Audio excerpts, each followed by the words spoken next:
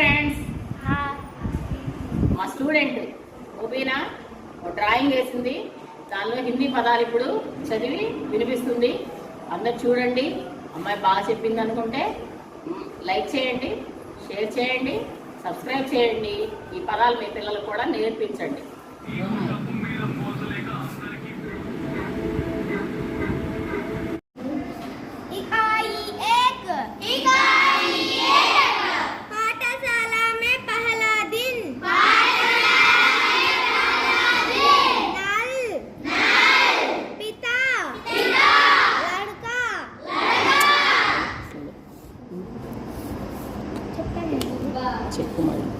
लड़का